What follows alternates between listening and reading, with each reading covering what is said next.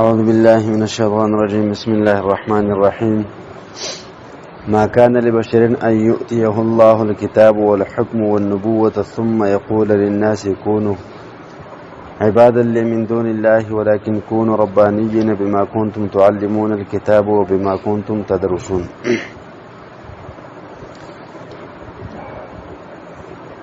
د ډیر مخکې په تفسیر سره دا خبر را روانه ده چې کله په سن 8 هجری کې مکه فتح شوه او په عربو باندې اسلام اخور شو او ټول عرب د اسلام د جنډې د لاندې راغی، نو په دغه وخت کې نجران دا هم د عربو په ملکیت کې نو د دې کې عیسایان اوسېدل. د دیو د شپېتو کسانو هغه وفد راغی، نبی علیه السلام ته کېناست. مخکې د هغو واقعه په تفصیل سره ذکر شوه،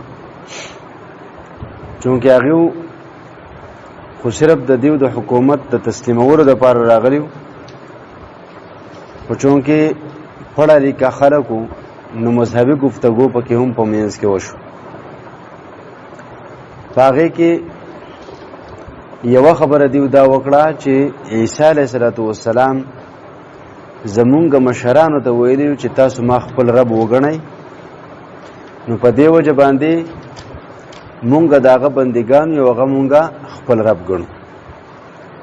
نو د دې خبرې تردید الله تبارک وتعالی په دې آیات کریمو کې کوي او فرمایي ما کان لبشرین، او نه دی مناسب د چا انسان دپاره ان یؤتیه الله الکتاب، دا چې ورکړه دته الله پاک کتاب والحکم والنبوت او نبوت. نو دا کم قیدونه چې د بشر سره ولګېده د کتاب د حکم او د نبوت، نو په دې سره د انبیاء کرامو نه علاوه چې څومره انسانان دی هغه ته وواته، ځکه چې په دې انسانانو باندې خو نه کتاب نازل شوی، نه ورته الله پاک نبوت ورکړی، او نه چې کوم دی نو الله پاک په دې باندې څه وحی رالیږل، نو دا خو ته وواته. ثم یقول للناس، بیا دا ووایي خلکو ته کونو چې شئ تاسو عبادا لی بندګان زما من دون الله سوا د الله پاک. داسې چرته کېدی شي چې یو پیغمبر له به الله پاک نبوت ورکړی، کتاب به ورکړی، حکمت به ورکړی، او د هغې نه وروستو به هغه خپلو امتیانو ته ووایي چې تاسو ما خپل رب وګڼئ. دا خو کېدی نه شي، دا د هغو د شان لایق دی نه. په دې ځای کې مفسرینو، محدثینو او فقهای کرامو دا مسله ذکر کړل ده چې د پیغمبر څوک بندگان خو نشي کېدی، د دې خو نفي وشوه، ټیک ده که نه. اوس داسې نوم یې ښودل چې لکه مثال په طور عبد المسیح، عبد النبی، عبد المصطفى وغیره، داسې قسم نمونه یې ښودل هم جایز نه دي. نو په دې کې بیا بعضې کسان تشریح کوي چې دا خو د عبد چې کوم دی نو دوه معناګانې راځي، یو غلام راځي او یو بنده راځي. نو چې غلام ته واخلې نو بیا خو مطلب دا شو چې عبدالرسول یعنی غلام د رسول، غلام د مصطفی، غلام د نبی. خبره پوه شوئ؟ نو په دغه ټیم کې خدا بیا جایز دی، خو په دې کې بیا دغه چې کوم دی نو تصریح کړله مفسرینو، محدثینو، فقهاو چې که د دې عبد نه معنا د بنده واغستلی شي، خدا به طریقه اوله شرک دی بیا، ٹھیک ده. البته که د دې نه معنا د غلام واغستلی شي نو جایز خودي جایز دی، لیکن مکروه دی. او تاسو پرون په دې آیات کریمو کې اورېدلی چې صحابه کرامو به نبی علیه السلام ته راعینه وي، یعنی زمونږ رعایت وکړه، د هغې معنا دا راتله. یهودیانو به هغه لږ راښکوده راعینه، د هغې مطلب و متکبر، او دغه چې کوم دی نو چرواهه چې ورته ویلی کېږي په اردو کې شپنکې، او دغه شان ته چې کوم دی نو لکه دا معنی مختلفې د هغو راتلی، او یو جاهل معنی باندې هم دغه لفظ راځي. نو زمانی الفاظونه الله تبارک وتعالى د صحابه کرام منع کړل چې تاسو به دا لفظ نه وایي بلکې انظر نه وایي.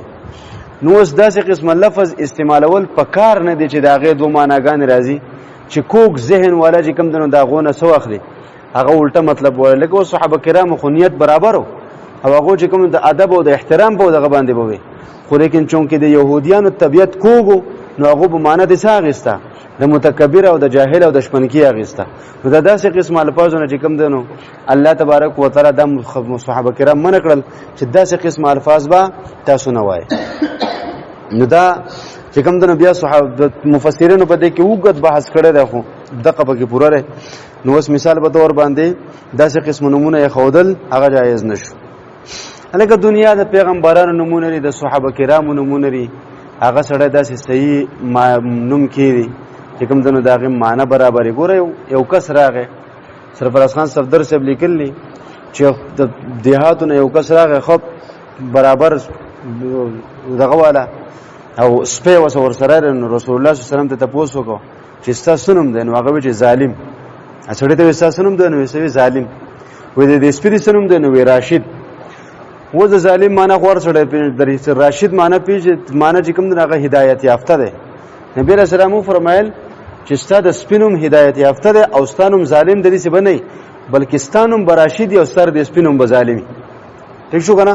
وزلار چې په کلی کې خپل خلکو ته وایي چې زمانوم راشد شو زما سپینوم ظالم شو. یو هغه دغه سره سره متبع کسو ثقيل قال ونکړ وی ټیک ده. نو داسې قسم نمونه چې کوم دنو لکه دغه چې کوم دنو لکه نبی علیه الصلاه والسلام په خپل باندې چې د چا کوم صحابینوم بداسې وو چې هغه به د معنی یا په دغه په لحاظ سره برابر نه، نبی علیه السلام باغله هغه نوم چې کوم دنو بدل. نو په دې وجه باندې نوم ته ډیر زیات چې کوم دنو هغه احتیاط کول غواړي. دنیا شیخ نمونه لري بس هغه نمونه ولا سړک دي، دې دغه څه مطلب شو. بیا الله پاک فرمایي ولکن کونوا ربانیین، لیکن دیو بوي چې تاسو جوړ شي خدایي خلق بما کنتم په سبب د دې چې تاسو تعلمون الکتاب از د کوي کتاب خلقو ته، و بما کنتم تدرسون او په سبب د دې چې تاسو د لولای د کتاب. نو دا عیسایان مخاطب دي کنه، نو دې عیسایانو له کتاب ورکړی شوی او کنه ورکړی شوی او دې عیسایانو به کتاب وی هم، خو چې کله به د دې په ذات باندې په کمزې کې ضد پرې وطن او هغه چې کوم دغه هغه به د خلکو ته نه هغه به نه ښکاره کوله. نو الله تبارک وتعالى فرمایي تاسو خو اهل کتاب یې، تاسو کتاب نور ته خای په خپل باندې وای دغه چې کوم دنو لکه داسې قسمه دغه چې کوم دنو شان نه ده یو پیغمبر چې هغه د خبرو وکي.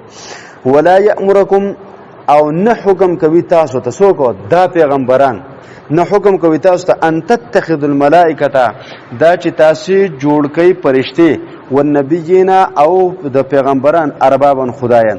اوس مسره در صابیان چې وګنه صابیان قرآن مجید کې دغه راغلي و صابئین صابیان چې ویل کی د دې چې کوم د نسبت وای دی تفسیرونو کې لیکره کلم کله سباس خو په دغه قرآن مجید کې نشته. مفسرینو چې کوم د لیکل چې دا داوود علیه السلام قایلو د زبور خدای سره به نورم چې کوم دغه شرک و غیره وکاو. نو دیو به چې کوم دنو دیوبا د دې فرشتو عبادت کاوه. ٹھیک شو؟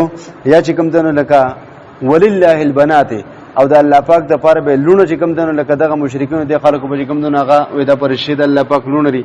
دغه شان د چې کوم دنو عیسایانو چې کوم دنو د عزیر يهوديانو د عزیر علیه السلام عبادت کوي، عیسایانو چې کوم دنو هغه د عیسی علیه السلام عبادت کوي.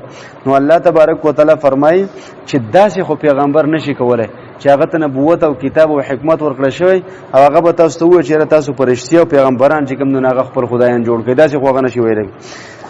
ایا امرکم ایا حکم بکوي تاسو ته بالکفر په کفر سره بعد اذ انتم مسلمون رسو دین چې تاسو مسلمانان یې، تاسو مخکې ایمان راوړ او د کفر نه راوغته دا غي نه رسو به تاسو پیغمبر چې کوم نو هغه دا وایي چې تاسو چې کوم نو هغه د الله پاک سره شرک وکي یا ما خدای جوړ کړي یا پرشتي خدای جوړ کړي یا نور دي څه خو کې دینش.